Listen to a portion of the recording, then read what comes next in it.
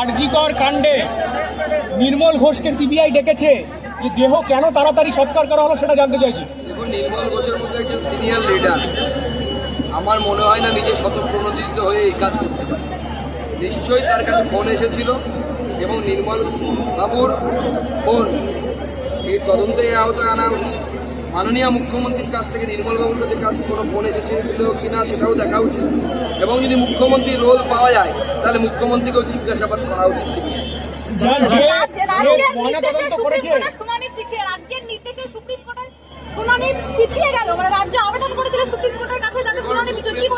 Supreme কোর্টে রাজ্য সরকার কোনো কথা বলতে পারছে না, খোতামুখ খোতা হয়ে গেছে। সেখানে গিয়ে সুপ্রিম কোর্টের কোনো প্রশ্নের উত্তর দিতে পারছে না। স্বাভাবিকভাবে লজ্জা কি আর বারবার সহ্য হয়? লজ্জা পেছচ্ছে যতটা লজ্জা কম হয়। সুপ্রিম কোর্টে তো গিয়ে বলেছিল লাইভ স্ট্রিমিং করানো যাবে না, সুপ্রিম কোর্ট কাল বলে দিয়েছে, বলছে না লাইভ স্ট্রিমিং হবে। ময়না তদন্তকারী ডাক্তার, তাকে সিবিআই ডেকেছে, তিনি বলেছেন যে ময়না তদন্তের জন্য চাপ দেওয়া হচ্ছিল তাড়াতাড়ি করার জন্য। একদম, সে তো ডাক্তার, একজন মহিলা ডাক্তার, সেটা তিনি বলেছেন যে ময়না তদন্তের জন্য তাকে চাপ দেওয়া হয়েছে। এটাই বোঝা যাচ্ছে, আমরা বারবার কেন বলছি যে এই সিস্টেমটা দায়ী, কোনো একটি বিচ্ছিন্ন ঘটনা নয়। এর পেছনে মমতা বন্দ্যোপাধ্যায়ের পুরো যে সিস্টেম চোরেদের সিস্টেম, খুন ধরে যাওয়ার সিস্টেম, পচার সিস্টেম তৈরি করেছে মমতা বন্দ্যোপাধ্যায়। সেই জন্য বিজেপির দাবি দফা এক, দাবি এক, মমতার পদত্যাগ। সেটা হলে পরেই প্রকৃত ন্যায় হবে, নাহলে নচেত ন্যায় হবে।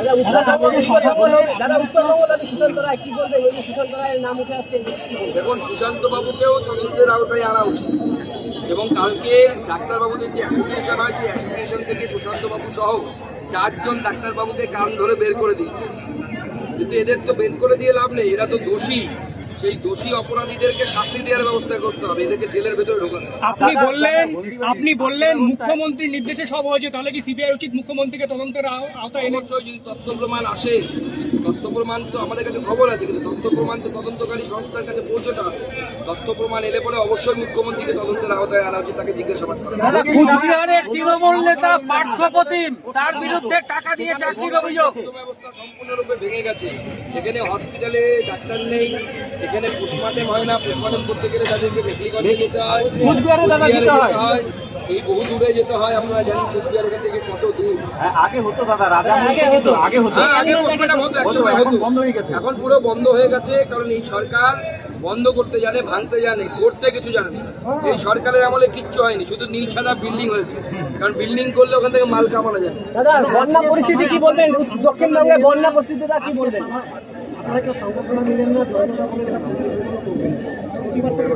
এখন আমরা এইভাবেই প্রতিবাদ করছি। আমরা ঠিক করেছি, কেউ তো হয়তো দুর্গাপুজো উদ্বোধন করবে না, আমরা উদ্বোধন করতে গেলে কালো ব্যাচ পরে উদ্বোধন করব। এক একজন এক একভাবে আমরা প্রতিবাদ জানাচ্ছি। আমরা সংবর্ধনা আপাতত সংবর্ধনা দিচ্ছি না এই সমস্ত সমাজে, যেখানে সুযোগ পাচ্ছি। আমাদের প্রতিবাদ চলবে। আমরা জানি এটা কঠিন রাস্তা, কঠিন রাস্তাতে বিজেপি চলতে পারে, অন্য কেউ চলতে পারে না। আমরা এই কঠিন রাস্তায় যতদূর যেতে হয় যাব, এবং আমরা এই মমতা বন্দ্যোপাধ্যায়ের পদত্যাগ করি। বন্যা পরিস্থিতি কি বলবেন? এই মানুষগুলো বন্যা দক্ষিণবঙ্গে কি বলবেন? আজকে তো মুখ্যমন্ত্রী পরিদর্শনও দিয়েছে। এখন মাননীয় মুখ্যমন্ত্রী পরিদর্শনে যাচ্ছে, কিন্তু সাধারণ মানুষের তাতে কোনো লাভ হচ্ছে না। মাননীয় মুখ্যমন্ত্রী পরিদর্শন শুরু করেছেন ডাক্তারবাবুদের মিটিংটা হয়ে যাওয়ার পর। মাননীয় মুখ্যমন্ত্রীর মেন উদ্দেশ্য হচ্ছে নজর ঘোরানো, যেমন করে হোক আরজিকরের প্রতিবাদ থেকে যেন নজর ঘোরাতে হয়। সেই জন্য উনি বন্যা কবলিত এলাকায় এখন খিচমেরি ফটো করছেন। উনি যাবেন, হাঁটু জলে নামবেন আর বলবেন খিচমেরি ফটো, খিচমেরি ফটো, এটাই করে বেড়াবেন। আরো লোকজন যাচ্ছে, কি বলবেন? উনি সাথে আরো লোকজন, আরো লোকজনকে আরো ঝামেলা পাকাচ্ছ। আমি গেছিলাম তমলুকে, পশ্চিম পাঁশকুড়াতে, আমার গাড়ি আটকে বলছে মহিলারা হাতে চেলা কাঠ নিয়ে, দিদি কোথায়? তো বড় বড় ডায়লগ মারে, দিদি কোথায়? আমার গাড়ি আটকে রেখে বলছে। ওরা ভেবেছে আমি তৃণমূলের কোনো নেতা নাকি, আমার গাড়ি আটকে রেখেছে। মানুষের পরিস্থিতি হচ্ছে এরকম, মানুষ রেডি হয়ে আছে বাংলার মুখ্যমন্ত্রীকে স্বাগত জানানোর জন্য চেলা কাঠ। আমাদের লজ্জা লাগছে, আমরা বাঙালি, মাননীয় মুখ্যমন্ত্রী তো আমাদেরও মুখ্যমন্ত্রী। লজ্জা লাগছে যে আমাদের মাননীয় মুখ্যমন্ত্রীকে চেলা কাঠ দিয়ে লোকজন সম্বর্ধনা জানানোর জন্য রেডি হয়ে আছে। হলদিবাড়ির প্ল্যাটফর্ম তো ইন্টারন্যাশনাল প্ল্যাটফর্ম হলো, কিন্তু সেখানে ভাঙ্গা করার খেলা চলছে, অভিযোগ এমনটাই আসছে, কি বলবেন? হলদিবাড়ি সেখানে হলো ভাঙা করার খেলা চলছে, এমনটাই অভিযোগ আসছে, কি বলবেন? বিরোধীদের অভিযোগ। দেখুন, আমাদের বিরোধীরা নিজেরা তো কিছু করতে পারে না, বিজেপি কিছু করলে পরে তার পেছনে তারা উল্টোপাল্টা প্রচার করে অপপ্রচার। এখন আপনি ভারতবর্ষের যে কোনো জায়গায় সেখানে গেলেই দেখবেন স্টেশন নতুন করে তৈরি হচ্ছে। আমাদের নরেন্দ্র মোদী সরকারের আমলে প্রচুর অমৃত ভারত স্টেশন দেওয়া হয়েছে। যে স্টেশনগুলো অমৃত ভারত পায়নি সেগুলোকে উন্নয়নের জন্য, ডেভেলপমেন্টের জন্য, আন্তর্জাতিক স্টেশন মাপের করার জন্য সেগুলোকেও আমরা নতুন করে তৈরি করছি। প্রচুর পরিমাণ অর্থ নিবেশ করা হচ্ছে, এর মাধ্যমে প্রচুর লোকের কর্মসংস্থানও হচ্ছে। দাদা সেক্ষেত্রে তো এখানে ভালো টাইপগুলো ভেঙে আবার পুনরায় অর্থ ব্যয় হচ্ছে না? এই ধরনের যদি কোনো ঘটনা ঘটে থাকে, আমাদের সাংসদ, অত্যন্ত সক্রিয় সাংসদ আছে, তিনি ডিআরএম এবং জিএমকে জানাবেন এবং তারপরে যদি প্রয়োজন আমি নিজে ব্যক্তিগতভাবে হস্তক্ষেপ করব। প্রয়োজনে ডিএম এবং জিএমকে জানাবো যে এই ধরনের ঘটনা যেন না ঘটে। লোকসভা ভোটের সময় এখন এই ধরনের কোনো সিদ্ধান্ত নেওয়া হয়। হলদিবাড়িতে যে সুপার স্পেশালিটি হাসপাতালের বিল্ডিং নির্মাণ হয়েছে, এখনো পর্যন্ত কোনো রকম কিছু হয়নি, কি বলবেন এই বিষয়ে? হাসপাতাল নিয়ে দেখুন, এই যে কনস্ট্রাকশন গুলো হয়েছে সব হচ্ছে কেন্দ্র সরকারের পাঠানো ছিটমহল প্যাকেজ। সেই ছিটমহল প্যাকেজের টাকায় তৈরি হওয়া হসপিটাল।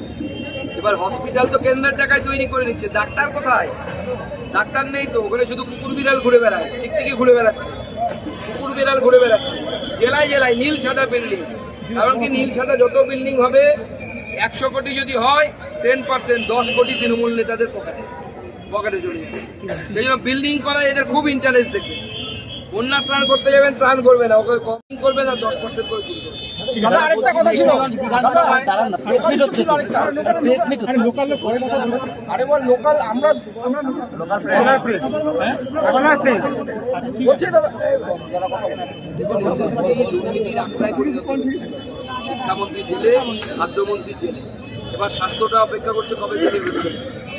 দাদা আরেকটা কথা ছিল, এত বছর করে হলদিবাড়ির রাজ আমল থেকে হলদিবাড়িতে তার কারণে পঞ্চায়েত ভোটে যারা প্রধান ছিল তারা চলে গেছে।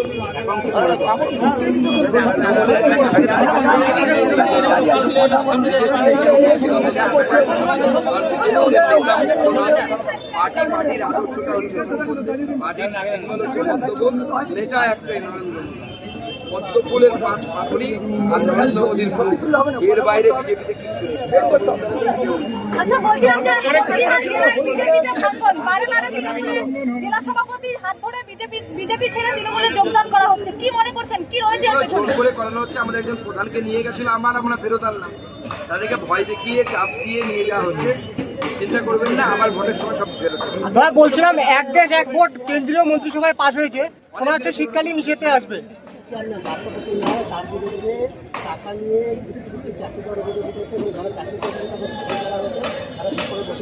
না, এই তো প্রত্যেকবারটাই হয়তো প্রত্যেক বছর টাকা নিয়ে ঢোকায়, আবার নতুন করে রিনিউ করে নতুন লোককে ঢোকায় টাকা নিয়ে।